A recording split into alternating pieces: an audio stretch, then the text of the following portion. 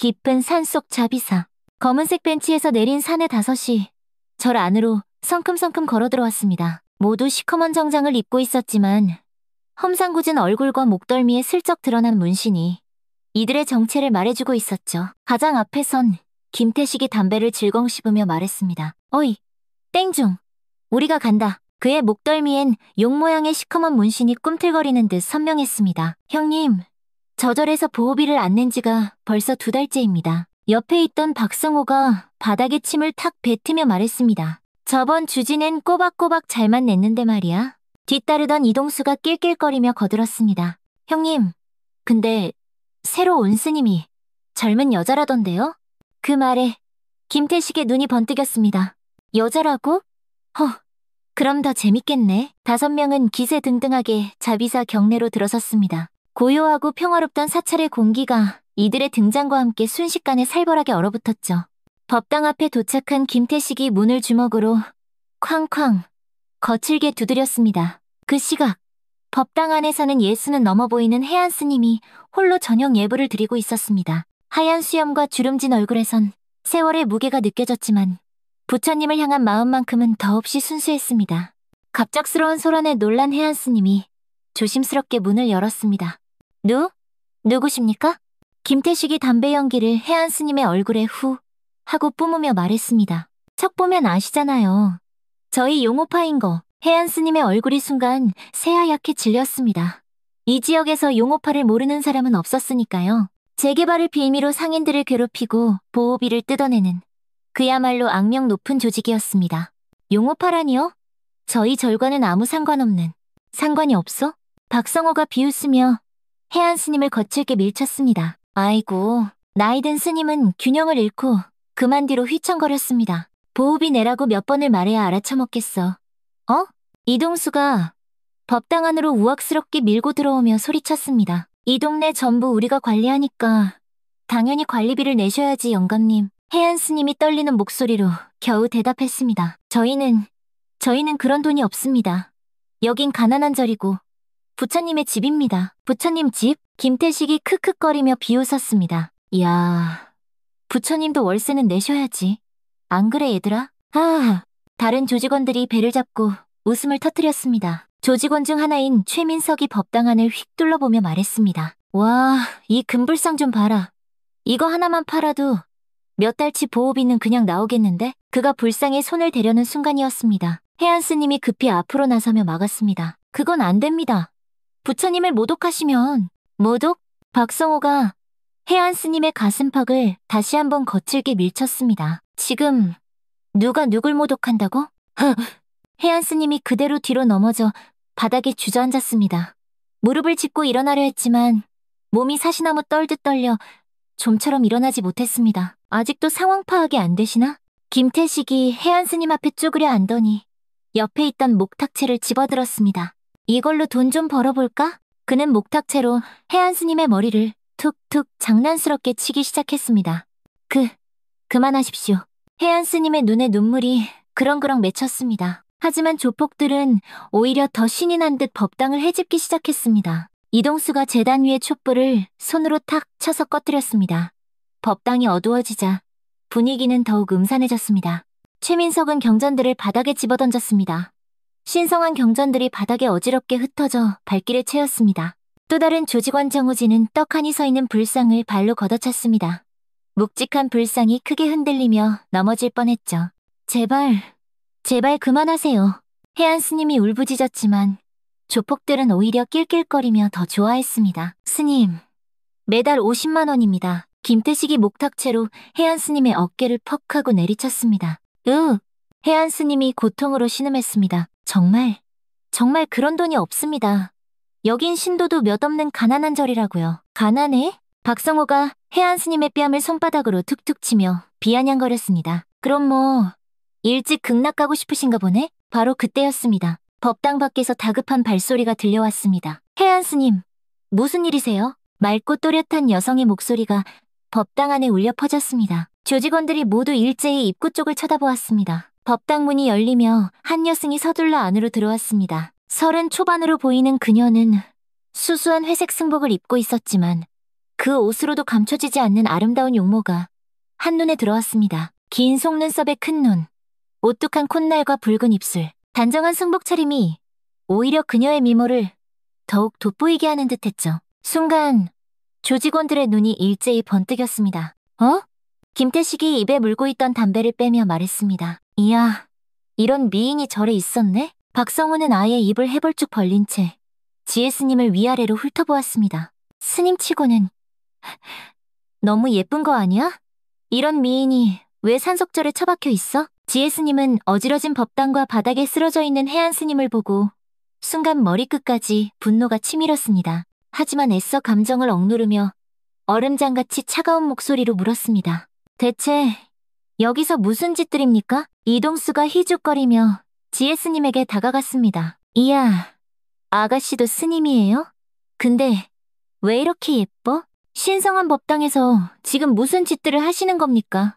당장 나가세요. 지혜스님의 목소리엔 서슬퍼런 분노가 섞여 있었습니다. 오, 성깔도 좀 있는데? 김태식이 음흉한 미소를 지으며 담배를 바닥에 휙 던져 비벼 껐습니다. 근데 아가씨, 이런 미인이 왜 이런 데서 썩고 있어?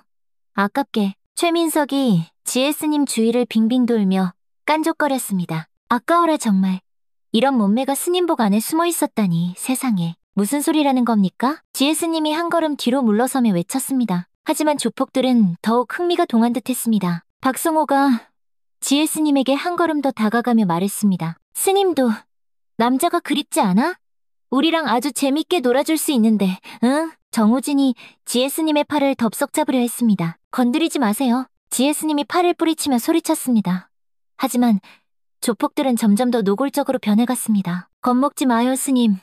남자 없이 어떻게 살아? 김태식이 지혜스님의 다른 쪽 팔에 손을 뻗었습니다. 우리가 아주 재밌게 놀아드릴게. 그때 박성호가 지혜스님의 승복깃을 거칠게 확 잡아당겼습니다. 어디 한번 보자.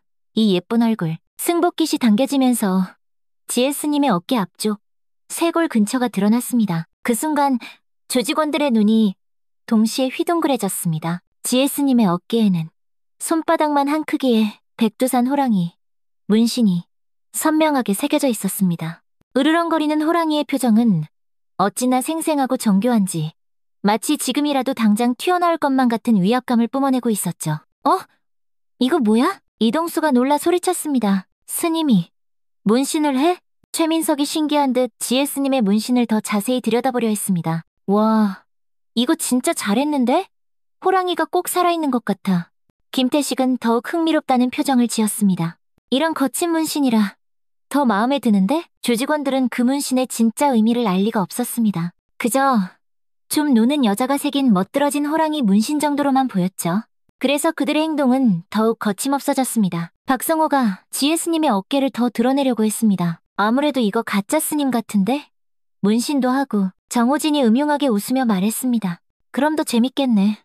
진짜 스님이 아니면 상관없잖아? 지혜스님의 눈빛이 점점 차갑게 식어갔습니다. 북한에서 받았던 피비린내 나는 훈련들이 몸속 깊은 곳에서부터 꿈틀거리기 시작했습니다. 하지만 그녀는 이제 스님이었습니다. 폭력을 써서는 안 된다는 마음과 이 참을 수 없는 모독을 향한 분노 사이에서 그녀는 갈등했습니다.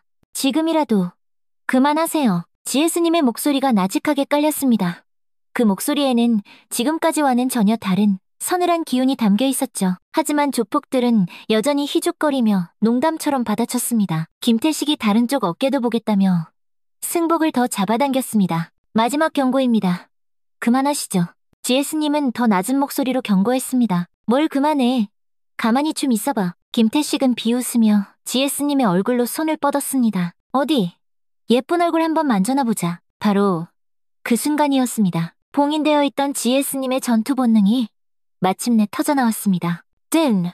지혜스님의 손이 번개처럼 움직였습니다. 김태식의 손목을 정확히 잡아채 비틀며 그대로 바닥에 내동댕이 쳤습니다. 우악! 덩치 큰 남자가 한순간에 바닥에 나뒹굴었습니다. 김태식이 고통스러운 비명을 질렀습니다. 다른 조직원들이 깜짝 놀라며 지혜스님을 쳐다보았습니다. 뭐야 이 계집애가. 박성호가 당황하며 지혜스님에게 주먹을 날렸습니다. 지혜스님은 차가운 표정으로 그의 주먹을 가볍게 피한 뒤 손날로 그의 목 옆을 정확하게 가격했습니다. 및 박성호가 짧은 비명과 함께 의식을 잃고 쓰러졌습니다. 이동수와 최민석이 동시에 양쪽에서 달려들었지만 GS님의 움직임은 마치 바람과 같았습니다. 이동수의 다리를 걸어 넘어뜨리는 동시에 최민석의 명치를 팔꿈치로 정확히 가격했습니다. 으아! 크헉! 두 명이 동시에 바닥에 쓰러져 나뒹굴었습니다. 마지막으로 남은 정우진이 겁에 질린 표정으로 도망치려 했지만 GS님이 그의 뒤통수를 가볍게 툭 쳤습니다. 정우진도 그 자리에서 그대로 쓰러졌습니다. 단 3분도 채 지나지 않아 기세등등하던 5명의 조폭이 모두 바닥에 뻗어 있었습니다. 아? 씨! 이게 대체 뭐야? 김태식이 부러질 듯한 손목을 붙잡고 간신히 일어나며 중얼거렸습니다. GS님이 얼음장 같은 눈빛으로 그들을 내려다보았습니다. 평소에 자비로운 스님의 모습은 온데간데 없고 마치 전혀 다른 사람 같았죠. 지금 당장 이 자리에서 사라지세요.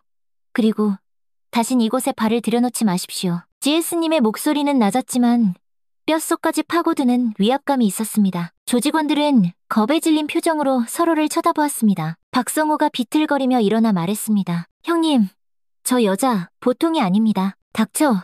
빨리 튀어. 김태식이 다른 조직원들을 재촉했습니다. 조직원들은 허둥지둥 비명을 지르며 법당을 빠져나갔습니다. 그들이 사라진 후 법당에는 다시 정적이 찾아왔습니다. GS님은 그제야 바닥에 쓰러져 있는 혜안스님에게 다가가 부축했습니다. 혜안스님, 괜찮으세요?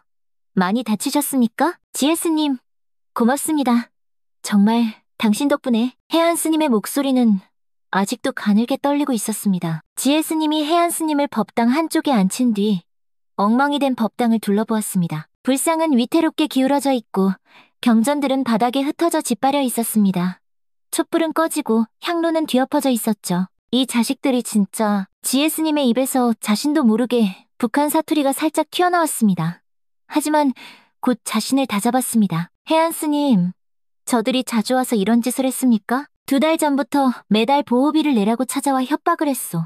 전에는 이렇게까지 심하진 않았는데. 혜안스님이 깊은 한숨을 쉬며 말했습니다. GS님의 표정이 어둡게 가라앉았습니다. 그녀의 마음속에 불안의 그림자가 드리워졌습니다. 오늘 일로 결코 끝나지 않을 거라는 걸 직감했기 때문입니다. 다음번에는 더 많은 사람을 이끌고 올 것이고 그때는 정말 더 큰 문제가 터질 것이었습니다. 그날 밤 용업파 조직원들은 급히 행동대장에게 달려가 보고 했습니다. 뭐?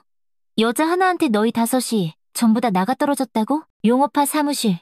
행동대장 강철민의 얼음장 같은 목소리가 울려 퍼졌습니다. 30 중반의 강철민은 180이 훌쩍 넘는 키에 다부진 근육질 몸매를 가지고 있었습니다. 얼굴 곳곳에는 칼자국과 흉터가 가득했고 특히 왼쪽 눈 위에는 깊은 흉터가 자리 잡고 있었죠. 퉁퉁 부은 얼굴에 김태식이 고개를 숙이며 대답했습니다. 형님, 죄송합니다.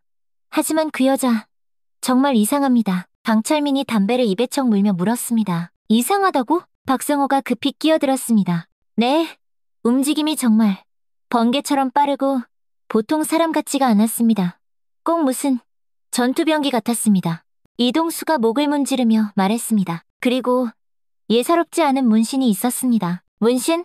강철민의 눈빛이 번뜩였습니다. 어깨에 호랑이 문신이 새겨져 있었습니다. 백두산 호랑이 같은. 어깨 어디에? 강철민의 목소리가 갑자기 날카로워졌습니다. 앞쪽이요. 쇄골 근처에. 그 말을 듣는 순간 강철민이 무의식 중에 자신의 어깨를 만졌습니다. 그의 어깨에도 똑같은 자리에 똑같은 백두산 호랑이 문신이 있었기 때문입니다. 하지만 에이, 설마 그럴 리가. 그는 고개를 저었습니다. 내가 직접 가보겠다. 다음 날 검은색 벤치에 강철민과 조직원 8명이 올라타고 자비사로 향했습니다. 강철민은 차창 밖을 바라보며 어제 부하들이 했던 말을 계속 되새겼습니다. 백두산 호랑이, 어깨 앞쪽, 여자. 하지만 그는 이내 고개를 저었습니다. 말이 안 돼.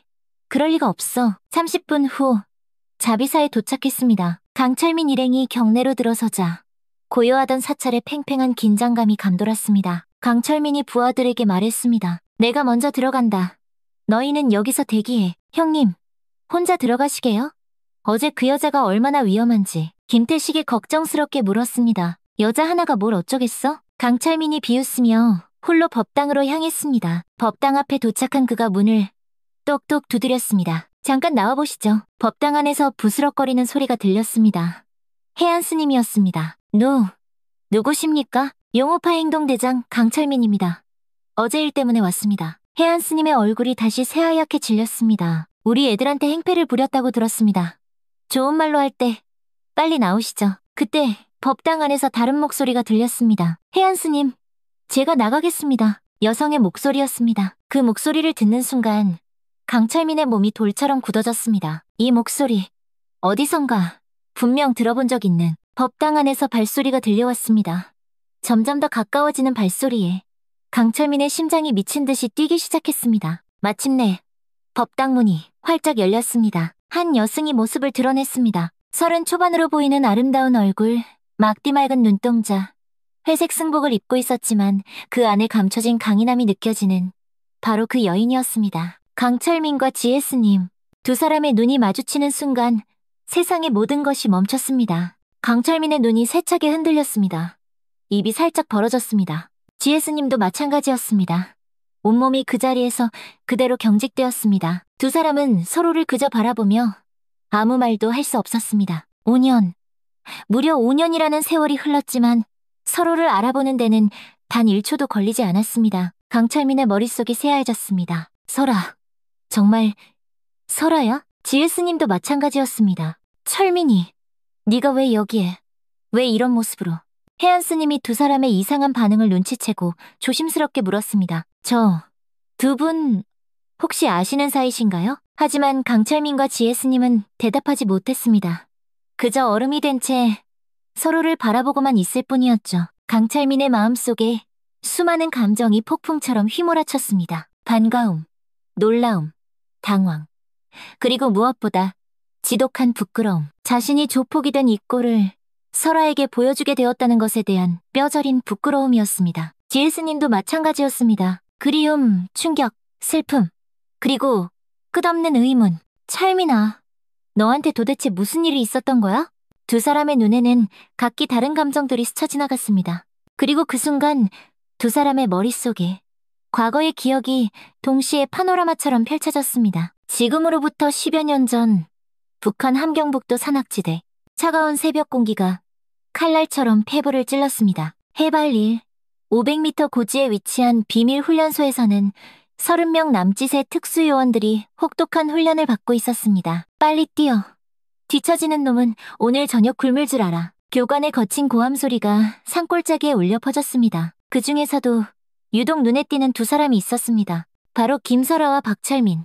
둘 다 20살 중반으로 어린 시절 부모를 잃고 국가에서 키워낸 고아 출신이었습니다. 설아는 여성이었지만 웬만한 남성들을 압도하는 괴물 같은 체력과 격투 실력을 자랑했습니다. 철민은 얼음처럼 냉정한 판단력과 신기에 가까운 사격 실력으로 유명했죠. 축하한다. 너희 둘이 이번 기수 최고 성적이다. 훈련소 소장 리정국 대령이 설아와 철민 앞에 서서 말했습니다. 특별한 임무를 수행할 최정예 부대에 선발됐. 두 사람은 서로를 마주보았습니다. 3년간의 지옥 같은 훈련을 함께 견뎌온 유일한 동료였으니까요. 임무는 남조선 침투와 중요 인물 암살이다. 리 대령이 두 사람의 어깨에 손을 올리며 말했습니다. 너희는 이제 일반적인 군인이 아니다.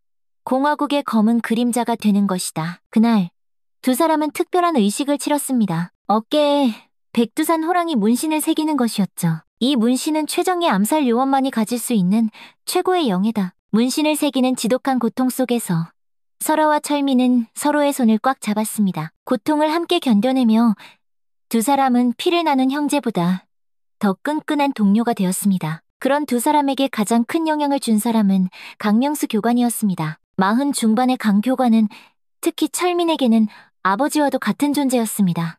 철민이 고아원에 있을 때부터 그를 살뜰히 돌봐주었기 때문이죠. 철민아, 너는 참 좋은 마음을 가진 아이다. 강 교관이 철민의 어깨에 손을 올리며 말했습니다. 그 마음을 잃지 마라. 어떤 상황에서도 말이다. 강 교관의 눈빛에는 늘 깊은 슬픔 같은 것이 담겨 있었습니다. 설아 역시 강 교관을 진심으로 존경했습니다. 여성이라는 이유로 차별받을 때마다 강 교관이 나서서 그녀를 보호해 주었기 때문입니다. 설아야, 너는 특별한 아이다.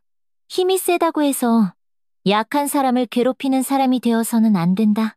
네, 교관님, 그 후 5년 동안 두 사람은 함께 수많은 임무를 수행했습니다. 중국 국경 지역 감시, 탈북자 색출, 내부 반동 분자 숙청 작업, 잔혹하고 피비린내 나는 임무들이었지만 두 사람은 조국에 대한 충성심 하나로 꿋꿋이 버텨냈습니다. 어느 겨울밤 임무를 마치고 돌아온 두 사람이 막사에서 조용히 대화를 나누었습니다. 설아야, 가끔 이런 생각이 들어. 철민이 조심스럽게 말문을 열었습니다. 어떤 생각? 우리가 정말 옳은 일을 하고 있는 게 맞을까? 설아가 놀란 눈으로 철민을 바라보았습니다. 무슨 소리야?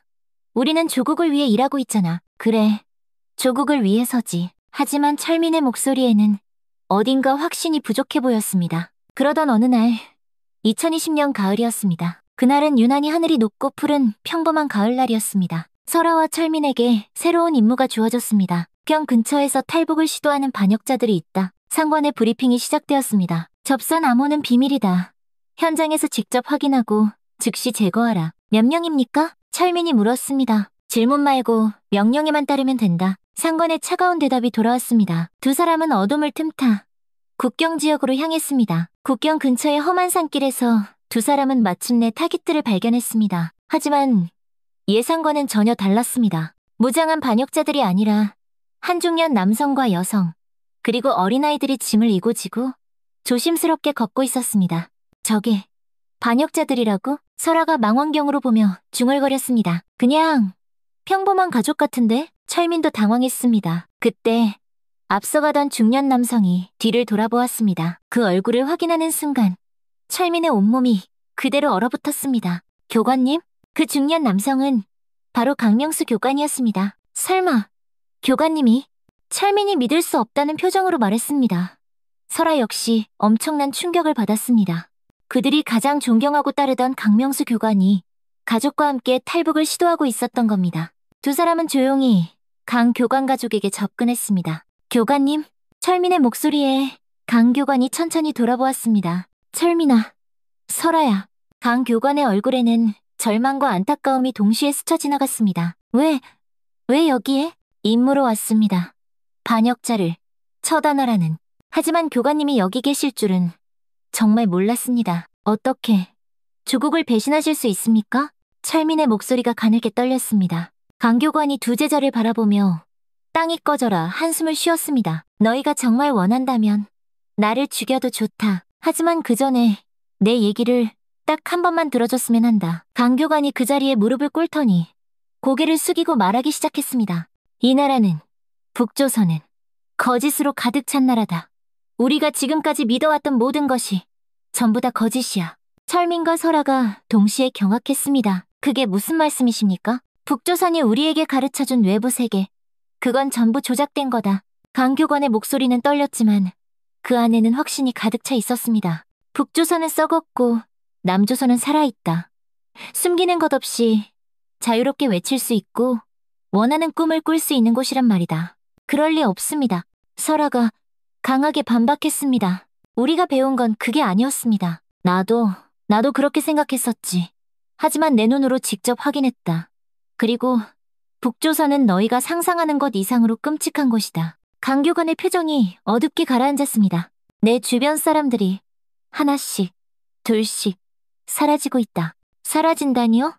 철민이 물었습니다. 조금이라도 의심되는 사람들은 가차없이 숙청하고 있어.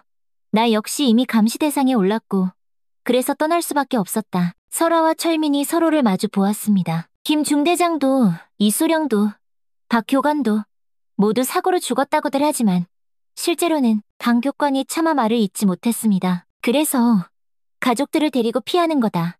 더 늦으면 우리 모두 죽는다. 그 순간 철민의 마음이 세차게 흔들렸습니다. 이미 조금씩 북조선 체제에 대해 의심을 품고 있던 상황에서 평생 아버지처럼 믿고 따랐던 교관의 고백은 그의 마음에 마지막 방아쇠를 당긴 셈이었습니다. 하지만 설아는 여전히 혼란스러워했습니다. 설아야, 철민아, 너희도 위험해. 이 나라엔 더 이상 희망이 없어. 강 교관이 두 사람의 손을 잡았습니다. 함께 가자. 새로운 세상에서 우리 인간답게 살자. 철민이 설아를 바라보았습니다. 설아도 철민을 바라보았습니다. 두 사람의 마음속에 수만 가지 생각이 교차했습니다. 철민이 먼저 손에 든 총을 바닥에 내려놓았습니다. 교관님, 저희도 함께 가겠습니다. 설아도 말없이 고개를 끄덕였습니다. 네, 저도요. 그 순간 세 사람은 모든 과거를 버리고 새로운 미래를 향해 함께 발걸음을 내디뎠습니다. 새벽 3시, 드디어 국경선에 도달했습니다. 높은 철조망 너머로 희미하게 중국 땅이 보였습니다. 저기만 넘으면 자유야. 강 교관이 가족들을 먼저 보내며 말했습니다. 설아와 철민이 절단기로 철조망을 잘라 통로를 만들었습니다. 빨리 넘어가세요. 하지만 바로 그때 멀리서 개 짖는 소리가 사납게 들려왔습니다. 들켰다. 빨리. 6명은 급하게 철조망을 넘기 시작했습니다. 뒤에서 경비병들의 고함 소리와 총소리가 요란하게 들려왔지만 다행히 모두 무사히 중국 땅에 발을 디딜 수 있었습니다. 해냈어. 정말 우리가 해냈어. 강 교관이 눈물을 흘리며 가족들을 끌어안았습니다. 설아와 철민도 서로를 바라보며 안도의 한숨을 내쉬었습니다. 2달 후 6명은 중국을 거쳐 마침내 대한민국 땅을 밟았습니다. 철민과 설아는 하나원에 입소했습니다. 하나원은 탈북자들이 한국 사회에 성공적으로 정착할 수 있도록 돕는 정부기관이었죠. 이곳에서 3개월 동안 두 사람은 한국어 교육, 문화 적응 훈련, 직업 교육 등을 받았습니다. 여기는 정말 자유롭구나. 설아가 신기한 듯 말했습니다. 정말 아무도 우리를 감시하는 사람이 없네. 철민도 조심스럽게 주변을 둘러보며 말했습니다. 하나원에서의 3개월은 두 사람에게 새로운 희망을 심어주었습니다. 친절한 교육생들과 상담사들이 한국 생활에 대해 하나부터 10까지 자세히 알려주었죠. 곧 사회에 나가시면 정말 자유로운 삶을 사실 수 있을 거예요. 상담사가 따뜻하게 격려해 주었습니다. 드디어 하나원 교육을 모두 마친 철민과 설아는 서울의 한 작은 원룸에서 새로운 삶을 시작했습니다. 정부에서 지원해준 정착금으로 간신히 보증금을 내고 구한 아주 작은 방이었습니다. 설아야, 드디어 우리만의 집이 생겼어. 철민이 텅 빈 방을 둘러보며 벅찬 목소리로 말했습니다. 비록 작지만 이제 여기서 우리가 자유롭게 살 수 있는 거야. 두 사람은 손을 꼭 맞잡고 희망찬 미래를 그려보았습니다.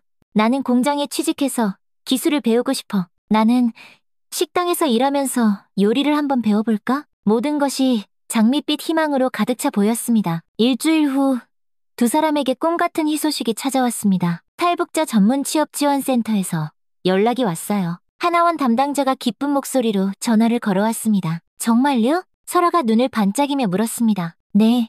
탈북자분들을 전문적으로 도와주는 아주 좋은 업체래요.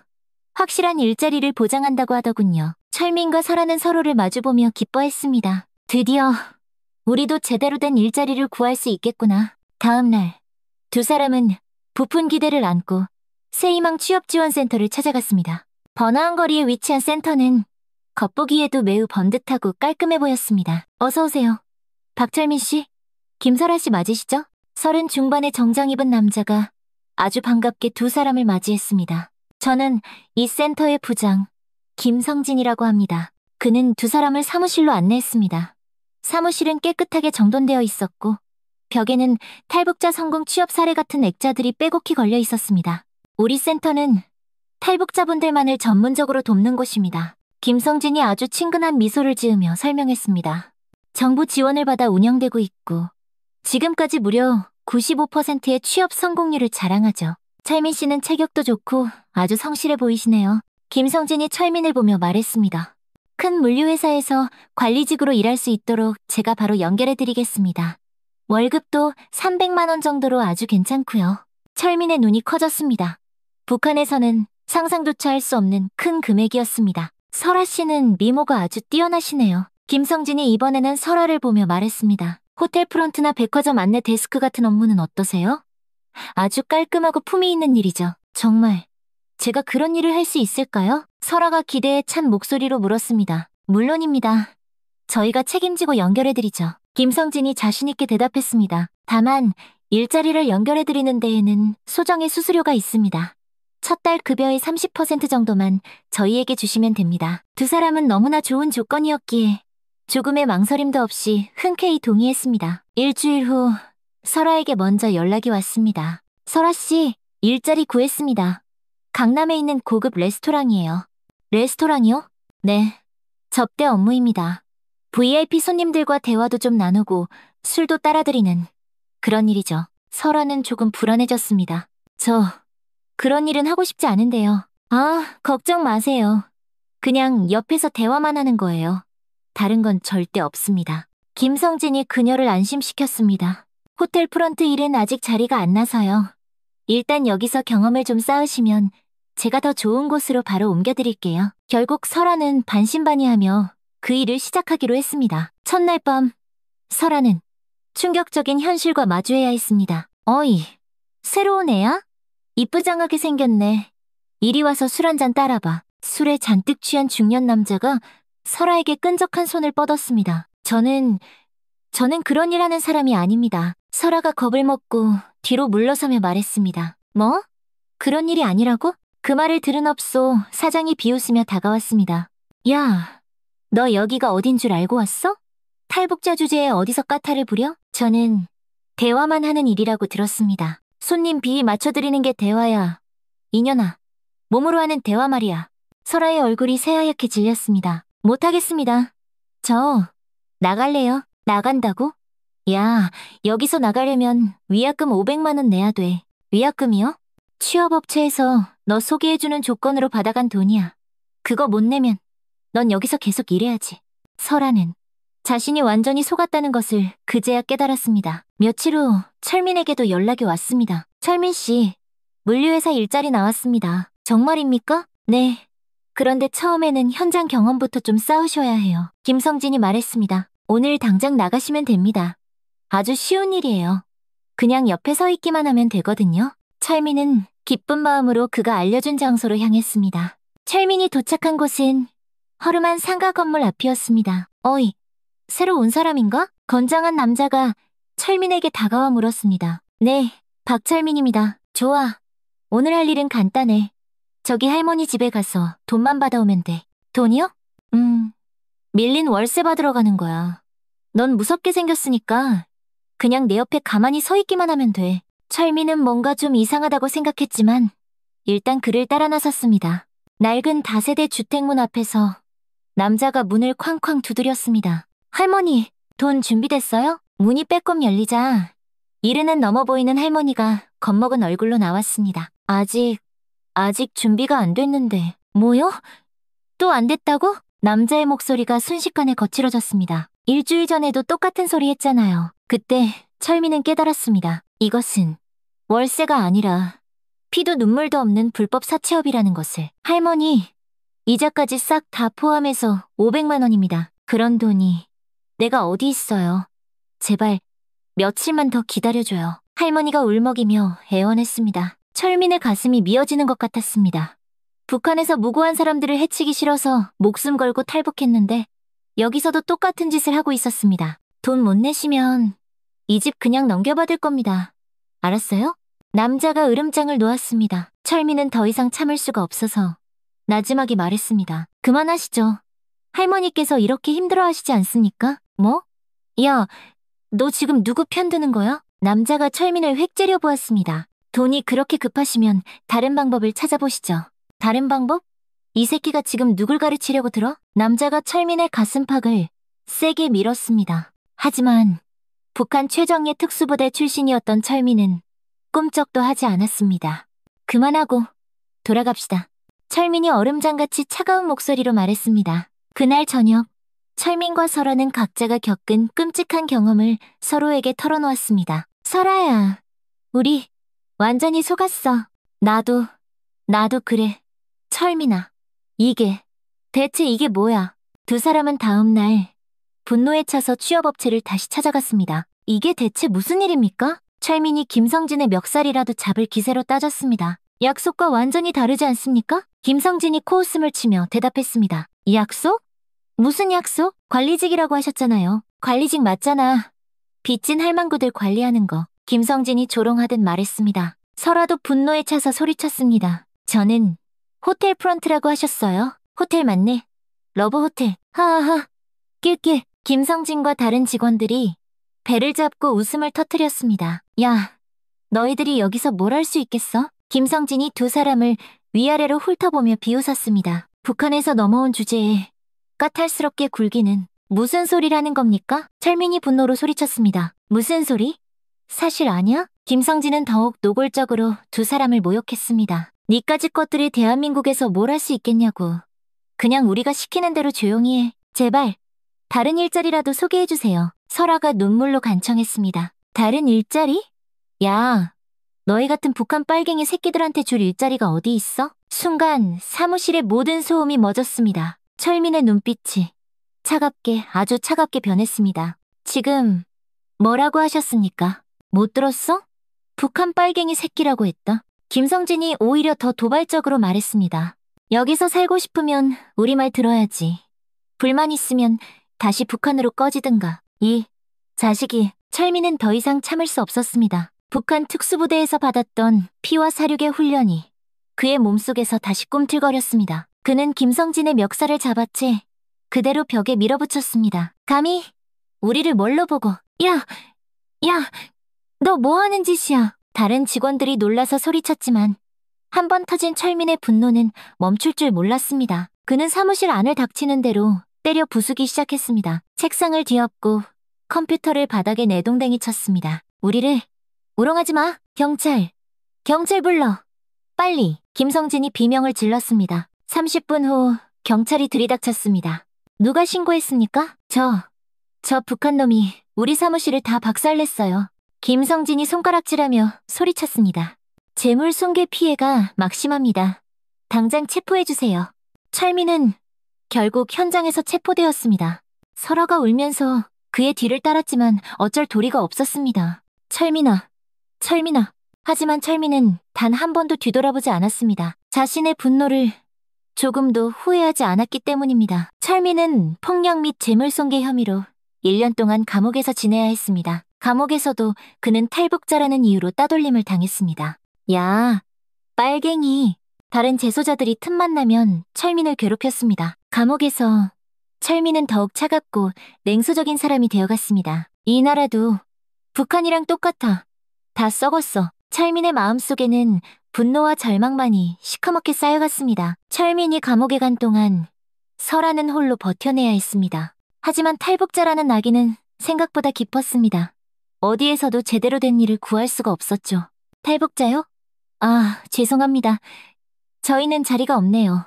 다른 곳 알아보세요. 어디를 가든 거절당하기 일쑤였습니다. 결국 설아는 편의점에서 야간 아르바이트를 하며 근근히 생계를 이어갔습니다. 하지만 그마저도 사장이 그녀가 탈북자라는 사실을 알고 난 후부터는 임금을 제대로 주지 않았습니다. 북한에서 온 주제에 어딜 돈을 다 달라고 해? 일한 만큼만 달라는 거예요. 싫으면 그만둬. 너 아니어도 일할 사람 널렸어. 설아는 완전히 절망했습니다. 어느 추운 겨울날 설아는 우연히 산 중턱에 있는 작은 절을 발견했습니다. 몸과 마음이 모두 지쳐 절마당에 주저앉아 엉엉 울고 있는데 한 스님이 그녀에게 조용히 다가왔습니다. 무슨 일로? 그리 서럽게 우시나요? 아주 자애로운 목소리였습니다. 저는 이 세상에 아무짝에도 쓸모없는 사람이에요. 설아가 흐느끼며 말했습니다. 이 세상에 아무도 필요로 하지 않는 사람이란 없습니다. 스님이 설아 옆에 가만히 앉으며 말했습니다. 부처님께서는 이 세상 모든 생명을 똑같이 사랑하신답니다. 그 따뜻한 한마디에 꽁꽁 얼어붙었던 설아의 마음이 조금씩 녹아내리기 시작했습니다. 그 후 설아는 자주 그 절을 찾았습니다. 스님들의 자비로운 마음과 티 없이 맑고 평온한 생활에 그녀는 점점 더 깊이 끌렸습니다. 세상이 너무 더럽고 무서워요. 설아가 스님에게 모든 것을 털어놓았습니다. 이곳에서만큼은 아무 걱정 없이 순수하게 살 수 있을 것 같아요. 혹시 출가를 생각하고 계신가요? 네. 세상과 등을 지고 조용히 살고 싶습니다. 결국 설아는 출가를 결심했습니다. 긴 머리를 자르고 승복을 입으며 세상과의 모든 인연을 끊어냈습니다. 그리고 지혜라는 새로운 법명도 받았죠. 1년 후 철민이 출소했을 때 설아는 이미 깊은 산속절에서 지혜 스님이 되어 있었습니다. 철민은 수소문하며 설아를 찾으려 했지만 그녀의 행방을 찾을 수는 없었습니다. 완전히 혼자가 된 철민은 더욱 깊은 절망에 빠졌습니다. 설아마저 나를 버렸구나. 바로 그때 용호파 조직에서 철민에게 접근했습니다. 어이 친구, 주먹 좀 쓰는 것 같던데 우리랑 같이 일해볼 생각 없나? 감옥에서 철민의 싸움 실력을 눈여겨본 조직원이 그를 스카우트하려 한 것입니다. 철민에게는 더 이상 선택의 여지가 없었습니다. 좋아. 그렇게 철민은 조폭이 되었습니다. 그렇게 두 사람이 대한민국에 온 지 5년이라는 세월이 흘렀습니다. 설하는 깊은 산속에서 GS님이 되어 평온한 삶을 철민은 어두운 도시에서 용호파 행동대장이 되어 거친 삶을 살았습니다. 똑같은 꿈을 꾸며 함께 목숨을 걸고 탈북했던 두 사람이 이제는 완전히 다른 길을 걷게 된 것이었죠. 그리고 오늘 운명의 장난처럼 두 사람은 다시 만나게 된 것입니다. 철민아, GS님의 목소리에 강철민이 길었던 과거의 기억에서 벗어났습니다. 설아야, 강철민의 목소리가 세차게 떨렸습니다. 5년 동안 너를 얼마나 찾아다녔는지 알아? GS님의 눈에 뜨거운 눈물이 고였습니다. 나도 너를 정말 많이 그리워했어. 그럼 왜 떠났어? 왜 아무 말도 없이 사라졌냐고. 강철민의 목소리에는 원망이 가득 섞여 있었습니다. 나는 더 이상 이 더러운 세상에서 살 자신이 없었어. GS님이 떨리는 목소리로 대답했습니다. 그냥 모든 걸 버리고 순수하게 살고 싶었어. 강철민이 쓴웃음을 지었습니다. 순수하게?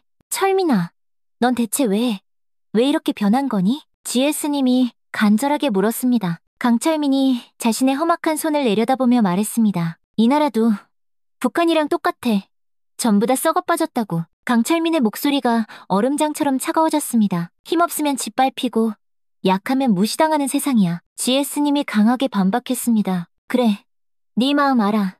나도 겪었으니까. 하지만 아무리 그래도 지금 너의 모습은 강철민이 비웃으며 말했습니다. 내가 감옥에서 1년 동안 뭘 배웠는지 알아? 결국 강한 놈이 살아남는다는 거야. 착해 빠진 놈은 평생 호구 취급이나 당하다 끝난다는 거고. 강철민이 자리에서 일어서며 법당을 둘러보았습니다. 너는 이런 곳에 숨어서 진짜 현실이 어떤지 모르는 거야. 숨었다고?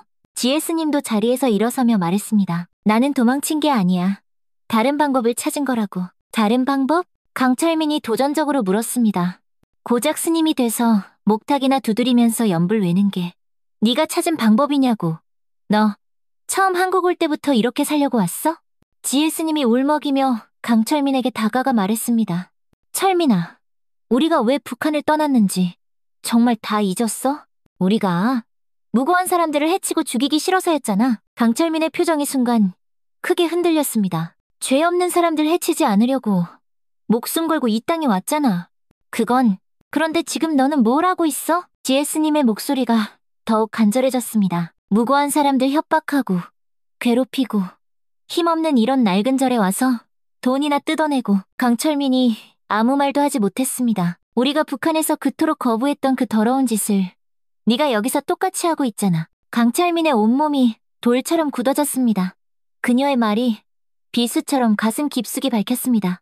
우리가 목숨 걸고 지키려고 했던 게 뭔지 정말 잊어버린 거야? GS님의 눈에서 마침내 뜨거운 눈물이 흘러내렸습니다. 그건 양심이었어, 철민아.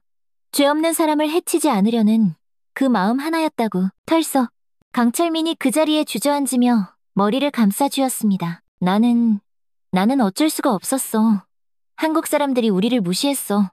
북한에서 온 빨갱이 새끼라고. 손가락질했다고. 강철민이 괴로운 듯 소리쳤습니다. 그래서 힘을 길러야 한다고 생각했어.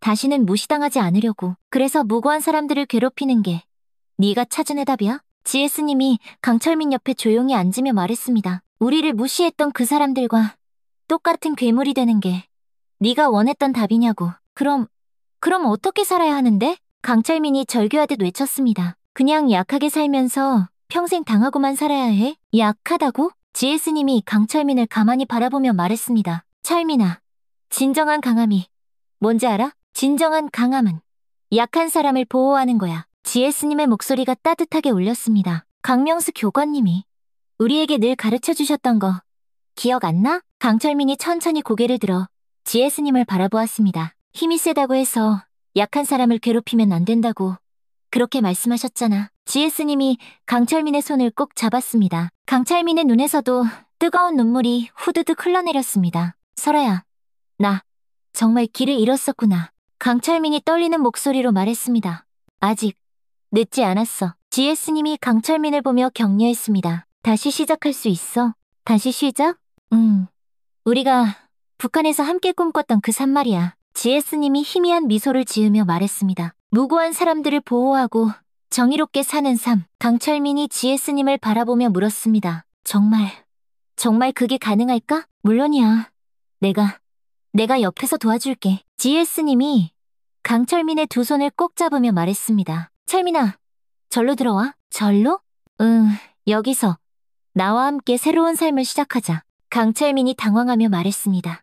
나 같은 놈이 어떻게 스님이 될 수 있겠어? 스님이 되라는 게 아니야. GS님이 고개를 저으며 말했습니다. 그냥 여기서 지내면서 마음을 정리하고 진짜 네가 원하는 삶이 뭔지 천천히 생각해보라는 거야. 내가 원하는 삶. 강철민의 마음이 세차게 흔들리기 시작했습니다. 하지만 설아야. 강철민이 걱정스러운 표정으로 말했습니다. 내가 조직을 떠나면 저놈들이 날 가만두지 않을 거야. 무슨 뜻이야? 우리 조직에서는 한번 들어온 사람은 죽을 때까지 조직원이어야 해. GS님의 표정이 어둡게 굳었습니다. 그럼 평생 그렇게 살아야 한다는 거야? 아마도 그런 것 같아. 강철민이 깊은 한숨을 쉬며 말했습니다. 그래도 시도해봐야지. GS님이 용기를 북돋아 주었습니다. 분명히 방법이 있을 거야. 바로 그때 법당 밖에서 김태식의 목소리가 들려왔습니다. 형님, 너무 오래 계시는 거 아닙니까?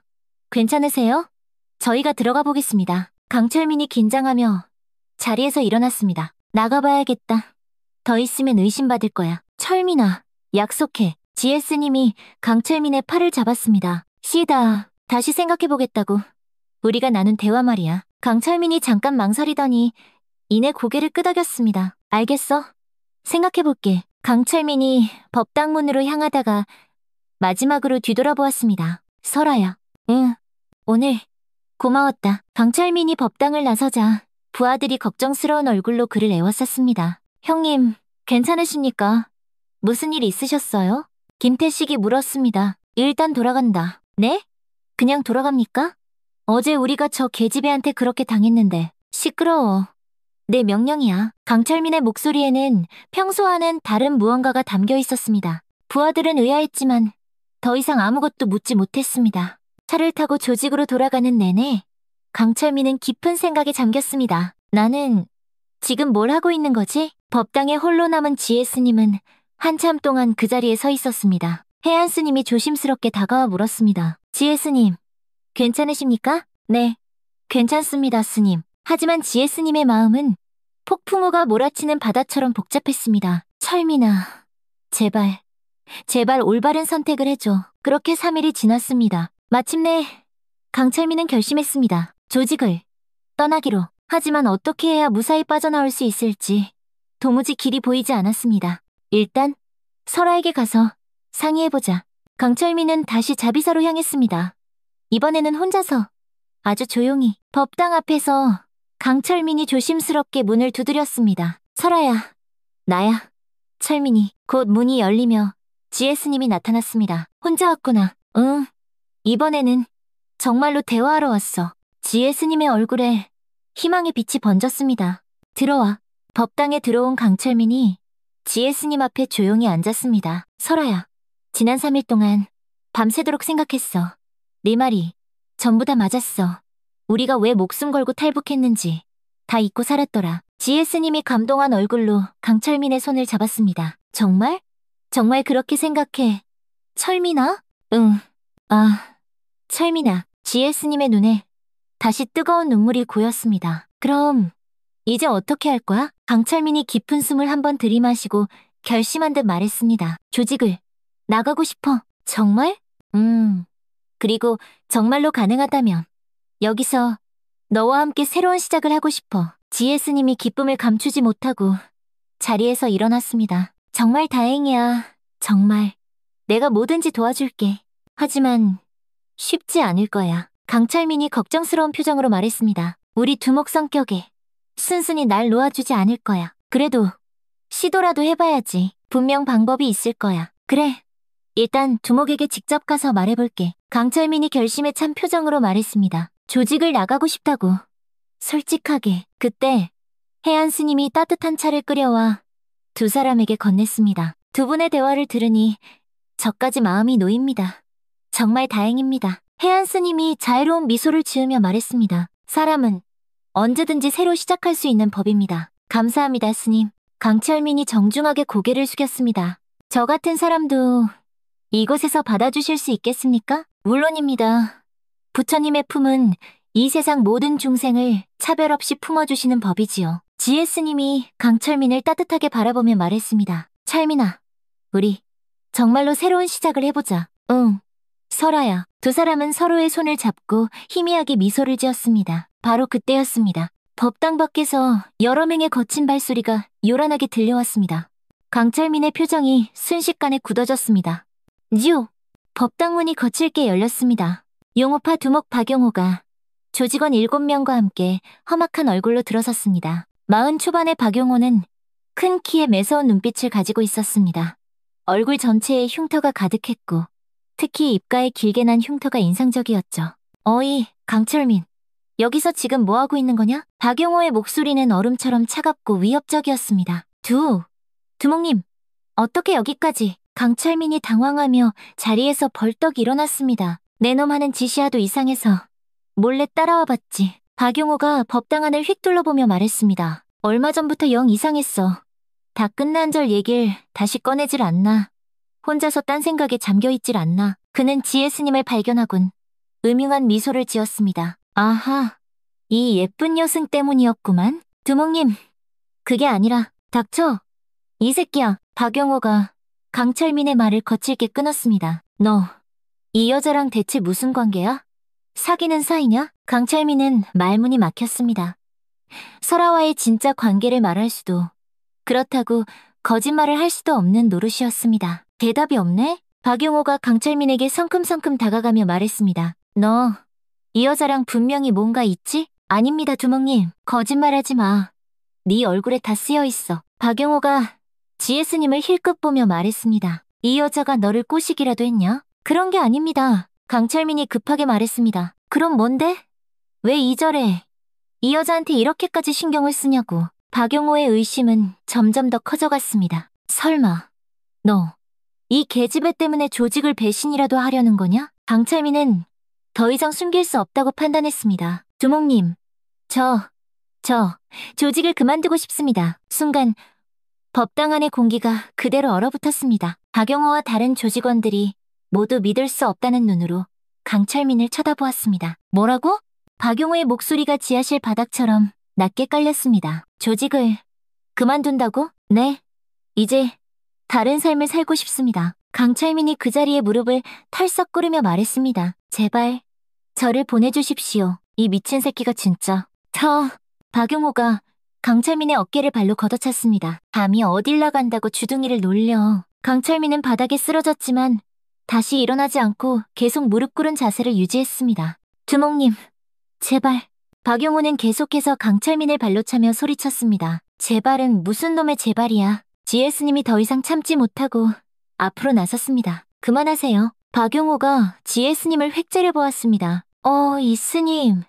남의 집안일에 왜 끼어들어? 철민 씨가 그만두고 싶다는데 왜 강요하십니까? 당신들이 무슨 권리로 한 사람의 자유를 빼앗는단 말입니까? 지혜 스님이 용기를 내어 소리쳤습니다. 자유?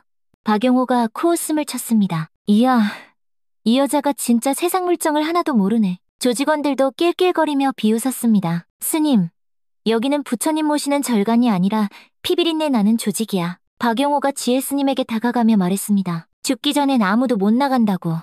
알겠어? 강철민이 지혜 스님 옆에서 다시 무릎을 꿇었습니다. 두목님, 제가 다 잘못했습니다. 제발. 지혜 스님도 그 옆에 함께 무릎을 꿇었습니다. 제발. 이 사람을. 이야, 이거 봐라. 둘이 아주 한패였구만. 박용호가 두 사람을 번갈아 보며 말했습니다. 역시 내 눈은 틀리지 않아. 조용히. 그냥 조용히 살겠습니다. 강철민이 간절하게 말했습니다. 조용히? 박용호가 강철민의 머리를 구둣발로 짓밟으며 말했습니다. 내 놈이 우리 조직에 대해 아는 게 얼만데. 그걸 다 경찰에 가서 불면 우리 조직은 어떻게 되는데? 이런 배신자는 그냥 죽여 없애야 돼. 박용호가 얼음장같이 차가운 목소리로 말했습니다. 그래야 다른 놈들도 함부로 딴 생각을 못하지. 조직원들이 강철민을 빙 둘러쌌습니다. GS님이 박용호 앞을 막아서며 애원했습니다. 안 돼요. 제발, 제발 그만하세요. 그 순간 박용호가 GS님을 자세히 훑어보더니 아주 음흉한 미소를 지었습니다. 그럼 내가 아주 좋은 제안을 하나 할까? 박용호가 GS님에게 다가갔습니다. 강철민이 저놈을 살려주는 대신 내 부탁 하나만 들어줄래? 무슨 부탁이요? GS님이 겁을 먹고 뒤로 물러서며 말했습니다. 나랑 하룻밤만 자자. 여기서, 이 법당에서 말이야. 순간 법당 안이 쥐죽은 듯 조용해졌습니다. 강철민의 눈이 분노로 번뜩였습니다. 그만하시죠. 박용호는 강철민의 말을 무시하고 계속해서 GS님에게 다가갔습니다. 어때? 아주 쉽잖아. 나랑 딱 하룻밤만 자주면 저 배신자 새끼도 살려주고 너도 여기서 아주 행복하게 살 수 있어. 박용호가 GS님의 턱을 만지려 했습니다. 이 개새끼가. 바로 그 순간 강철민이 폭발했습니다. 그는 용수철처럼 튀어일어나 박용호의 손목을 낚아챘습니다. 뭐야? 박용호가 당황했습니다. 그녀에게 손대지 마. 강철민의 눈에는 이글이글 타오르는 살기가 돌았습니다. 북한 최정예 특수부대에서 받았던 피와 사륙의 훈련이 그의 몸속에서 완전히 깨어났습니다. 그는 박용호의 손목을 우직근 소리가 나게 비틀며 그대로 바닥에 내동댕이 쳤습니다. 으아! 박용호가 비명을 지르며 바닥에 나뒹굴었습니다. 형님, 조직원들이 일제히 강철민에게 달려들었습니다. 하지만 강철민은 이미 예전의 강철민이 아니었습니다. 북한에서 5년간 받았던 지옥보다 더 혹독한 훈련이 그의 몸속에서 완전히 깨어났습니다. 가장 먼저 달려든 김태식의 주먹이 강철민의 얼굴을 향해 날아왔습니다. 강철민은 고개를 살짝 옆으로 틀어 주먹을 피하는 동시에 왼손으로 김태식의 손목을 잡고 오른손으로 그의 팔꿈치 관절을 역방향으로 꺾어버렸습니다. 뚜! 우와! 뼈가 어긋나는 끔찍한 소리와 함께 김태식이 비명을 질렀습니다. 두 번째 조직원 박성호가 뒤에서 강철민의 목을 조르려 했습니다. 강철민은 순간적으로 몸을 숙이며 박성호를 어깨너머로 그대로 업어매쳤습니다. 박성호의 몸이 공중에서 한 바퀴 돌며 등부터 법당 바닥에 처박혔습니다. 바닥이 울릴 정도로 큰 소리가 났죠. 세 번째 조직원 이동수가 오른쪽에서 발차기를 날렸습니다. 강철민은 왼팔로 그의 다리를 받아내는 동시에 오른손 손날로 이동수의 목역급소를 정확히 가격했습니다. 이동수가 눈을 허옇게 뒤집으며 그 자리에서 쓰러졌습니다. 이런 미친 새끼. 최민석이 법당 한쪽에 있던 목탁채를 집어들었습니다. 그것을 야구방망이처럼 휘두르며 강철민의 머리를 향해 내려쳤습니다. 강철민은 두 손을 교차해 목탁채를 막아낸 뒤 순간적으로 최민석의 손목을 비틀어 목탁채를 빼앗았습니다. 그리고 빼앗은 목탁채로 최민석의 무릎을 정확히 가격했습니다. 최민석이 무릎을 부여잡고 바닥을 굴렀습니다. 정우진은 주머니에서 접이식칼을 꺼내 강철민에게 돌진했습니다. 죽어라. 시퍼런 칼날이 강철민의 옆구리를 향해 날아왔습니다. 그때 GS님이 움직였습니다. 어느새 정우진의 등 뒤로 조용히 접근한 그녀가 그의 칼 쥔 손목을 정확히 잡아챘습니다. 동시에 다른 손으로 정우진의 어깨 뒤쪽 혀를 강하게 눌렀습니다. 으혹! 정우진의 손에서 힘이 쭉 빠지며 칼이 바닥으로 땡그랑 떨어졌습니다. GS님은 그대로 정우진의 팔을 비틀며 그를 바닥에 엎드리게 만들었습니다. 마치 경찰이 범인을 제압하듯 완벽하고 간결한 기술이었습니다. 설아요. 강철민이 놀라며 GS님을 보았습니다. 5년이 지났어도 실력은 여전하구나. 남은 두 조직원이 동시에 두 사람에게 달려들었습니다. 강철민과 GS님이 서로의 눈빛을 교환했습니다. 마치 5년 전 북한 훈련소에서 함께 훈련받던 그때처럼 완벽한 호흡이었습니다. 왼쪽 조직원은 강철민에게, 오른쪽 조직원은 GS님에게 향했습니다. 강철민은 조직원의 주먹을 가볍게 피하며 그의 복부를 강하게 가격했습니다. 조직원이 고통으로 몸을 구부리자 강철민은 그대로 무릎으로 그의 얼굴을 가격했죠. 동시에 GS님은 자신에게 날아오는 조직원의 발차기를 손으로 받아낸 뒤 그의 다리를 잡고 그대로 비틀어 넘어뜨렸습니다. 두 조직원이 거의 동시에 바닥에 쓰러졌습니다. 그때 박용호가 간신히 일어나 주머니에서 또 다른 칼을 꺼냈습니다. 이런 개자식들이? 그는 칼을 들고 GS님에게 미친 듯이 달려들었습니다. 시퍼런 칼날이 GS님의 가슴을 향해 날아왔습니다. GS님은 몸을 옆으로 가볍게 돌려 칼을 피했습니다. 동시에 박용호의 손목을 잡고 그의 팔을 비틀었죠. 하지만 박용호는 오랜 조폭 생활로 단련된 몸을 가지고 있었습니다. 반대편 주먹으로 GS님의 얼굴을 가격하려 했습니다. 설아야, 강철민이 재빨리 달려와 박용호의 주먹을 막아냈습니다. 두 남자가 법당 안에서 격렬하게 몸싸움을 벌였습니다. 박용호가 무릎으로 강철민의 복부를 차려 했지만 강철민이 다리로 막아냈습니다. 강철민이 박용호의 목을 잡고 그를 그대로 벽에 밀어붙였습니다. 끝났어 넌. 하지만 박용호가 마지막 발악으로 숨겨두었던 작은 칼을 꺼내 강철민의 옆구리를 찌르려 했습니다. GS님이 그것을 보고 박용호의 손목을 목탁으로 정확히 내리쳤습니다. 박용호의 손에서 칼이 떨어졌습니다. 강철민과 GS님이 동시에 박용호를 제압했습니다. 강철민은 박용호의 팔을 등 뒤로 비틀어 꺾었고 GS님은 그의 다리를 걸어 넘어뜨렸습니다. 박용호가 얼굴부터 바닥에 처참하게 처박혔습니다. 박용호가 코에서 피를 흘리며 신음했습니다. 강철민이 그의 등에 무릎을 올리고 그를 완전히 제압했습니다. 이제 정말로 끝이야. 법당 바닥에는 7명의 조직원들이 모두 쓰러져 있었습니다. 어떤 이는 의식을 잃었고 어떤 이는 고통스럽게 신음하고 있었죠. 강철민과 GS님은 나란히 서서 그들을 차갑게 내려다보았습니다.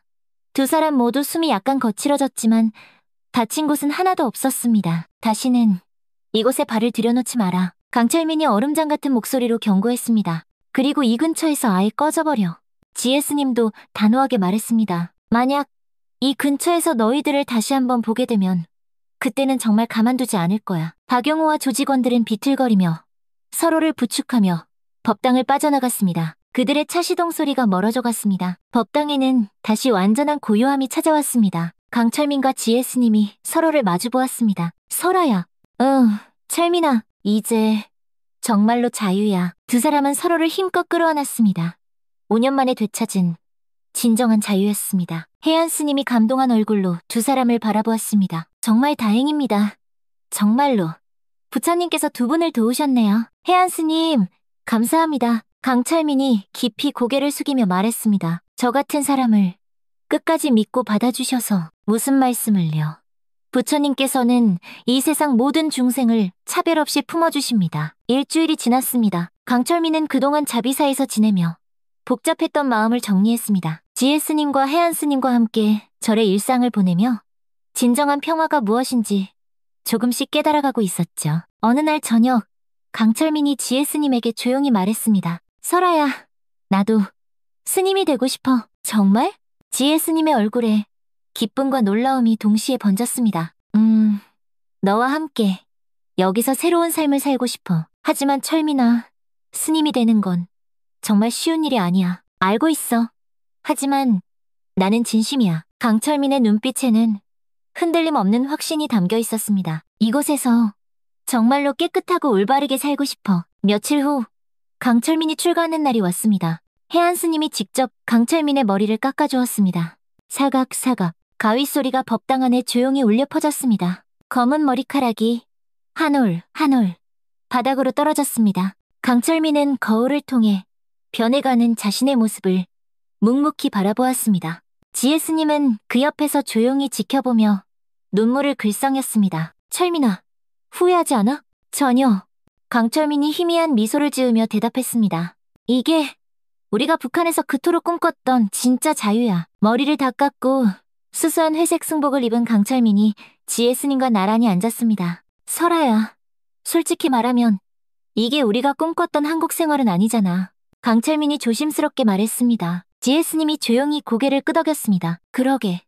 우리가 원했던 건 이런 게 아니었지. 평범하게 회사에 다니고 가정을 꾸리고 남들처럼 자유롭게 사는 것. 하지만 철민아, GS님이 강철민의 손을 꼭 잡으며 말했습니다.